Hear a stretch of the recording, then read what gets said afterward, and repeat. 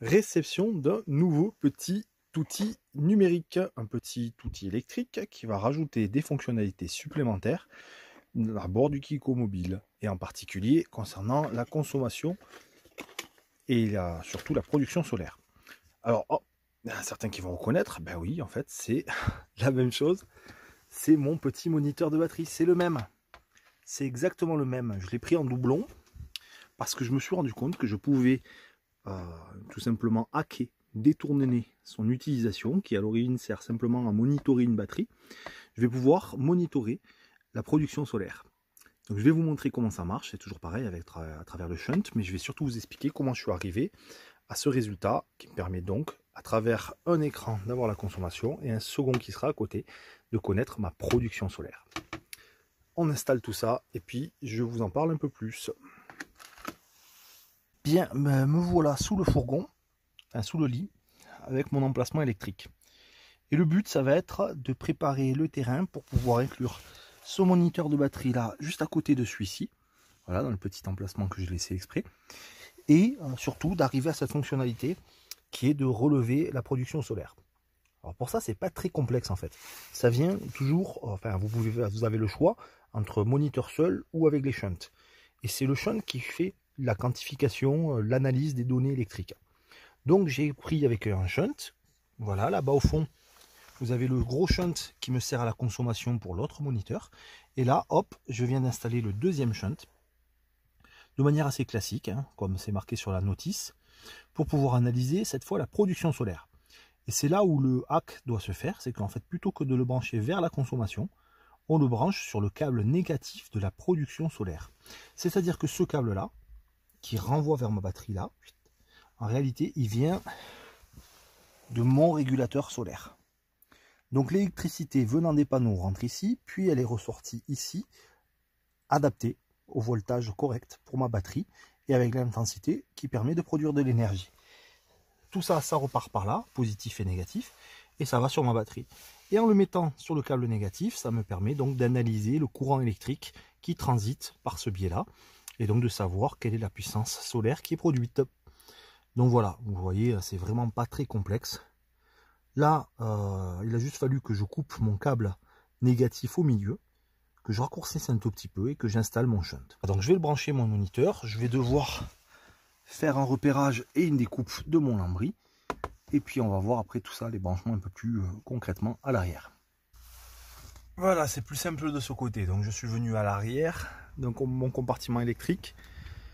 J'ai préparé un peu tout ça. Et puis au crayon, à la règle, je suis venu faire l'empreinte là-bas de la zone que je vais découper. Et pour découper, je vais m'y reprendre avec mon outil habituel de petite découpe. C'est un outil multifonction Lidl. Voilà, c'est parti. On va essayer de faire ça propre parce que ça va forcément traverser de l'autre côté sur le lambris. J'espère que je vais pas me louper. Voilà, je suis venu à bout de ma paroi.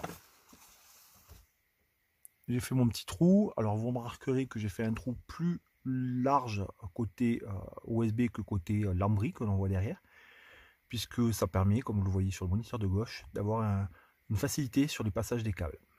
Donc voilà pourquoi j'ai fait comme ça. Et puis on voit aussi que j'ai protégé toute ma partie en dessous des poussières avec une serviette, et qui, à défaut d'avoir un casque de chantier, j'ai utilisé un casque de gamer. Voilà, j'ai terminé. On va aller voir de l'autre côté comment ça passe, si le moniteur s'inclut correctement. Voilà, j'ai fini mon installation électrique. Le shunt est ici. J'ai changé les fils qui vont sur le shunt, sur le moniteur. Et là on retrouve tous mes fils en silicone souple qui sont bien branchés sur le petit moniteur là-bas. Voilà, il me restera à faire un peu de câble management, à enlever toutes les poussières. Et puis là, je vais remettre l'électricité que j'avais coupée pour faire mes manips. Voilà, mes deux écrans sont éteints. Et voilà, l'installation est terminée, c'est tout mis au propre. Donc la cohabitation de mes deux petits écrans avec sur la droite la consommation, sur la gauche la production d'énergie. Ça me permet de faire une différence entre les deux et de savoir immédiatement si j'ai du soleil, pas du soleil, si ça fonctionne bien, s'il n'y a pas de panne et si ça recharge bien. Et sur la droite, si j'ai pas trop de consommation en cours. L'avantage, c'est que chacun de ces moniteurs a une petite historique ici, là, vous voyez, qu'on peut réinitialiser avec le temps. Et ça nous permet, là, j'ai par exemple, sur les 28 dernières heures, j'ai consommé 56 ampères-heure. Et par contre ici, sur les 5 dernières heures, j'ai produit 27 ampères-heure. Ça me permet de voir si un soir, un jour, je consomme beaucoup, est-ce que le lendemain, je vais produire assez pour attraper ce que j'ai mangé ou pas. Voilà l'utilité de ce combo de petit écran. Une petite démo sur le fonctionnement. Donc là, mon moniteur de charge, forcément, à cette heure-ci, 20h30, j'ai plus de production solaire, hein. Bien d'accord. Du coup, ici, j'ai une petite rémanence de 0,2 ampères.